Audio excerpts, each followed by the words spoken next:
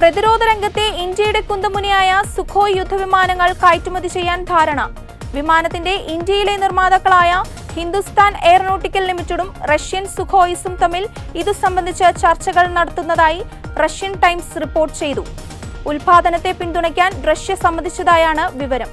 പ്രധാനമന്ത്രി നരേന്ദ്രമോദിയുടെ റഷ്യൻ സന്ദർശന വേളയിലാണ് കയറ്റുമതി ഉൽപാദനത്തിന് ഇരു രാജ്യങ്ങളും യോജിച്ച് പ്രവർത്തിക്കണമെന്ന് ധാരണയായത്. മേക്ക് ഇൻ ഇന്ത്യ പദ്ധതിക്കു കീഴിലായിരിക്കും സുഖോയ് Su-30 MKI വിമാനങ്ങൾ നിർമ്മിച്ചു കയറ്റുമതി ചെയ്യുക.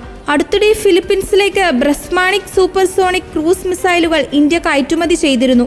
ഇന്ത്യയിൽ സുഖോയ് Su-30 MKIയുടെ ഉൽപാദനം പുനരാരംഭിച്ച് മറ്റു രാജ്യങ്ങളിലേക്ക് കയറ്റുമതി ചെയ്യാനാണ് ഇന്ത്യയും റഷ്യയും ചർച്ച നടത്തിയത്. നിലവിൽ ആവശ്യക്കാരില്ലാത്തതിനാൽ സുഖോയ് വിമാനത്തിന്റെ അസംബ്ലി ലൈൻ HAL വൈകാതെ അവസാനിപ്പിക്കും.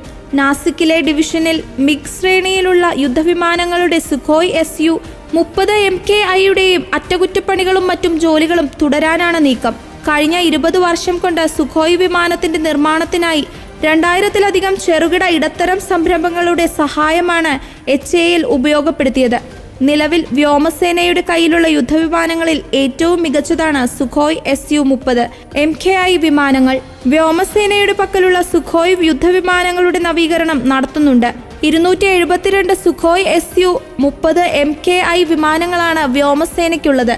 ഇതിൽ 50 എണ്ണം റഷ്യയിലും 222 എണ്ണം HALന്റെ നാസിക്കിലെ പ്ലാന്റിലുമാണ് നിർമ്മിച്ചത്. ഇതിൽ 40 വിമാനങ്ങൾക്ക് മാത്രമേ സൂപ്പർസോണിക് ക്രൂസ് മിസൈലായ ബ്രാഹ്മസോണിക് വഹിക്കാനുള്ള ശേഷിയുള്ളൂ. വ്യോമസേനയ്ക്ക് ലഭിക്കാനിരിക്കുന്ന 12 സുഖോയ് വിമാനങ്ങൾ ഏറ്റവും നൂതനമായ സാങ്കേതിക വിദ്യയുടെ സഹായത്തോടെയായിരിക്കും നിർമ്മിക്കുക. റഷ്യയുടെ സഹായത്തോടെ ഇന്ത്യയിലാകും നിർമ്മാണം. കൂടുതൽ തദ്ദേശീയമായ ഉപകരണങ്ങളും പുതിയ സുഖോയ് Su-30 MKI വിമാനത്തിൽ ഉണ്ടായിരിക്കും.